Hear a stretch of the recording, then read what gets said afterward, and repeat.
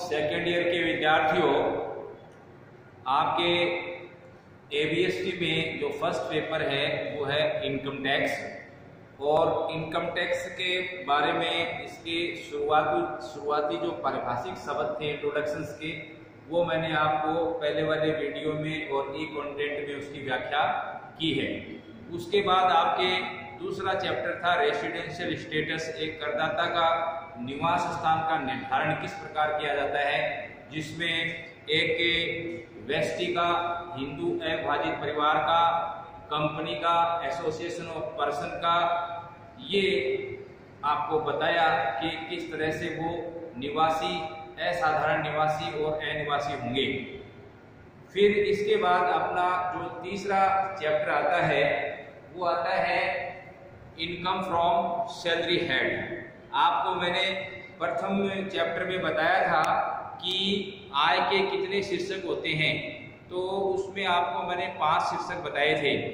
5 शीर्षक में पहला शीर्षक था इनकम फ्रॉम सैलरी, दूसरा था इनकम फ्रॉम हाउस प्रॉपर्टी, तीसरा income from business and profession, और चौथा शीर्षक कैपिटल गेन्स का, और 5वां शीर्षक था आपका अन्य साधनों से आय, इनकम फ्रॉम अदर सोर्सेज। अब ये जो आपका तीसरा चैप्टर है इनकम फ्रॉम सैलरी है, इसमें इस पाठ को भली भांति समझने के लिए वेतन से आय के संबंध में कुछ महत्वपूर्ण नियम हैं, उन नियमों की जानकारी आपको होनी चाहिए, क्योंकि आपके एग्जामिनेशन में जो 20 नंबर का प्रैक्टिकल क्वेश्चन इस पाठ में से जरूर आता है, तो उस प्रैक्टिकल क्वेश्चंस में जो भी बातें दी गई हैं, उन बातों में से कौन सी आय को सैलरी हेड के अंतर्गत इस शीर्षक में सम्मिलित करेंगे और कौन सी आय को सम्मिलित नहीं करेंगे, कौन सी अवधि की करेंगे, कितनी करेंगे, तो ये इसके कुछ महत्वपूर्ण आयकर अधिनियम के अंतर्गत प्रावधान दिए गए हैं। तो उन प्रावधानों को आपको भली भांति समझना होगा, अन्यथा इस पाठ को आप अच्छी तरह से समझ नहीं पाओगे और आपका प्रैक्टिकल क्वेश्चन वो गलत होने की संभावना हो जाती है। देखो विद्यार्थियों, पहला जो पॉइंट आपको इसमें ध्यान रखना है कि इसमें आपको जो इनकम लेनी है उस इनकम को इसमें आएगी या नहीं आएगी कर्मचारी की, तो एक चीज आपको सबसे पहले देखनी है कि नियोक्ता एवं कर्मचारी का संबंध, यानी कि उस कर्मचारी की तनख्वाह अपन सैलरी हेड में लेंगे जब एक तो आदमी नियोक्ता है नौकरी देने वाला और एक कर्मचारी है नौकरी लेने वाला, यानी कि नियोक्ता और कर्मचारी का संबंध होगा, तभी उस कर्मचारी की जो सैलरी है, जो वेतन, जो पारिश्रमिक उसको अपने नियोक्ता से मिलता है, वो इस शीर्षक के अंतर्गत सम्मिलित किया जाएगा। क्योंकि कई बार ऐसा देखा गया है कि कुछ व्यक्तियों को कुछ अमाउंट सैलरी मिलती है, जैसे ये एमपी एमएलए होते हैं, इनको वेतन मिलता है, लेकिन इनकी जो सैलरी है वो अपन इनकम फ्रॉम सैलरी हेड में शामिल नहीं करेंगे, क्योंकि इनमें क्या है, सरकार और इनमें कर्मचारी और नियोक्ता का संबंध नहीं है। ये चुनाव से जीत के आते हैं, यानी सरकार इनको नौकरी नहीं देती है, ये कोई इंटरव्यू नहीं देते हैं, तो इनके बीच में कर्मचारी और नियोक्ता का संबंध नहीं है, इसलिए जो इनकी आय है वो सैलरी हेड में ना करके इनकम फ्रॉम अदर सोर्सेज में आएगी। इसी तरह से कोई महाविद्यालय का, किसी कॉलेज का जो लेक्चरर है, स्टाफ, वो अगर कोई परीक्षा ड्यूटी का कार्य करता है, पेपर सेट करता है, या कोई परीक्षा से संबंधित अन्य कार्य करता है, तो उसको विश्वविद्यालय से जो पारिश्रमिक मिलता है वो भी इसकी अदर सोर्सेज की इनकम आएगी, वो सैलरी हेड में नहीं आएगी। क्योंकि कॉलेज और लेक्चरर में तो कर्मचारी नियोक्ता का संबंध है, कॉलेज से जो उसको सैलरी मिलती है वो तो सैलरी हेड में आ जाएगी, लेकिन विश्वविद्यालय और उस लेक्चरर का कर्मचारी और नियोक्ता का संबंध नहीं है, इसलिए विश्वविद्यालय से उसको मिलने वाला जो पारिश्रमिक है, कॉपी जांच करने का, पेपर सेट करने का, वो उसके अदर सोर्सेज में इनकम आएगी।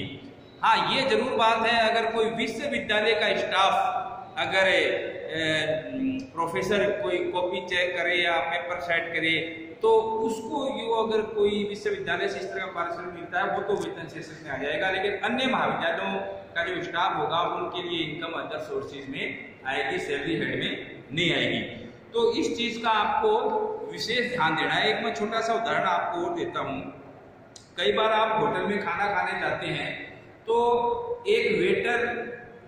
को उसके होटल के मालिक से तनख्वाह मिलती है और दूसरा उस वेटर जब ग्राहकों की सेवा करता है तो खाना खाने के बाद जो ग्राहक उसको कुछ अतिरिक्त अमाउंट एक देके जाते हैं टिप के रूप में, तो उस वेटर को अपने मालिक से मिलने वाली जो पारिश्रमिक वो सैलरी हेड में जाएगी और जो उसको टिप मिली है ग्राहकों के द्वारा अच्छी सेवा करने पर वो उसकी इनकम फ्रॉम अदर सोर्सेज में सम्मिलित किया जाएगा। तो सैलरी हेड में किसी भी इनकम किसी कर्मचारी की आपको लेना है तो आपको ये बात हमेशा ध्यान रखनी है कि कर्मचारी और नियोक्ता एवं कर्मचारी का संबंध होना चाहिए, दो पार्टीज होनी चाहिए। फिर दूसरा एक महत्वपूर्ण प्रावधान सैलरी हेड में आपको ये ध्यान रखना है कि एक कर्मचारी के एक से अधिक नियोक्ता भी हो सकते हैं। एक कर्मचारी दो जगह भी नौकरी कर सकता है, तो दो मालिकों से उसको जो भी सैलरी मिलेगी वो उसकी इनकम फ्रॉम सैलरी हेड में आएगी। और सेवा कार्य के अतिरिक्त अन्य कार्य का पारिश्रमिक, अब ये विश्वविद्यालय शिक्षकों के लिए है। अगर मान लो विश्वविद्यालय का जो शिक्षक वो पढ़ाने के अलावा पेपर सेट करता है, विश्वविद्यालय का अंदर काम करता है, उसको मिलने वाली सैलरी वो भी सैलरी हेड में आएगी। दूसरा अगला जो पॉइंट है वो आपका है कर दायित्व का आधार, basis of charges of tax, यानी कि किसी गत वर्ष में अर्जित अथवा प्राप्त वेतन उसी गत वर्ष की आय में सम्मिलित किया जाएगा, चाहे कैश में मिला है या नहीं मिला है, आपने अर्जित कर लिया है। यदि वेतन प्राप्त होने अथवा प्राप्त होने में से एक भी घटना गत वर्ष में घटित हो जाती है तो ऐसा वेतन गत वर्ष की आय में सम्मिलित किया जाएगा। यानी कि अगर यदि वेतन देय होने से पहले प्राप्त हो जाता है तो ऐसा अग्रिम वेतन एडवांस सैलरी भी अगर मिलती है गत वर्ष में तो भी उसी गत वर्ष में उसको सम्मिलित कर देते हैं, और जिस आने वाले वर्ष का आपने एडवांस वेतन लिया है उस गत वर्ष में जब आगे हिसाब करेंगे तो उस वेतन को उसमें सम्मिलित नहीं करेंगे, क्योंकि एडवांस सैलरी को अपन एक बार गत वर्ष में जिस वर्ष में ली गई उस वर्ष में उसको करयोग्य कर चुके हैं। फिर इसके बाद सैलरी हेड से संबंधित एक दूसरा पॉइंट आपको और मैं प्रोविजन बताना चाहता हूं कि वेतन एवं पैसे की आय, इसमें भी डिफरेंस है। क्या आपने देखा होगा कि बहुत से प्रोफेशनल व्यक्ति जैसे चार्टर्ड अकाउंटेंट है, वकील है और इंजीनियर है, जो सेवा देने वाले प्रोफेशनल्स होते हैं, अगर वो किसी संस्था में मान लो नौकरी करते हैं तो नौकरी करेंगे तो उसमें उनका नियोक्ता होगा और वो कर्मचारी होंगे, तो उनके मालिक के द्वारा उनको जो पैसे पारिश्रमिक के रूप में मिलेंगे सेवा के बदले वो तो सैलरी हेड में आएगी। लेकिन दूसरी चीज ये है कि अगर वो प्रोफेशनल व्यक्ति सर्विस प्रोवाइडर बाजार में अपना चैम्बर खोल के इंडिपेंडेंट रूप से सीए का काम करता है, वकील का काम करता है, कथावाचक का काम करता है, म्यूजिशियन है, यानी वो अपनी सेवाएं अपना इंडिपेंडेंट चैम्बर खोल करके किसी के यहाँ सर्विस न करके बाजार में अपनी सेवा देता है, तो ऐसे व्यक्तियों को प्रोफेशनल्स कहते हैं। जैसे कथावाचक, आज के जमाने आपने देखा होगा बड़े बड़े पंडालों में कथावाचक में अपनी सेवाएं देते हैं। तो इस तरह से प्रोफेशनल व्यक्ति को जो पारिश्रमिक मिलता है वो सैलरी हेड में नहीं आएगा, वो आएगा इनकम फ्रॉम अदर सोर्सेज में, अन्य साधनों से आय शीर्षक में, क्योंकि यहाँ पे कर्मचारी और नियोक्ता का संबंध उनमें नहीं है, इसलिए उसकी सेवाओं के बदले जो पारिश्रमिक मिला है वो तीसरे शीर्षक में आएगा, income from business and profession में आएगा, अदर सोर्सेज में नहीं आएगा। ये आपका इसमें थोड़ा सा करेक्शन है, ये ध्यान रखना। अन्य साधनों की बजाय प्रोफेशनल की जो प्राप्त पारिश्रमिक है वो income from business and profession शीर्षक में आएगा। नियोक्ता के अलावा अन्य व्यक्ति से प्राप्त पारिश्रमिक, यानी ये मैं पॉइंट आपको पहले बता चुका हूं कि जो आपका नियोक्ता है उसके यहाँ से आपको कोई पारिश्रमिक मिलता है तो आपको सैलरी हेड में इनकम आती है। उसके अलावा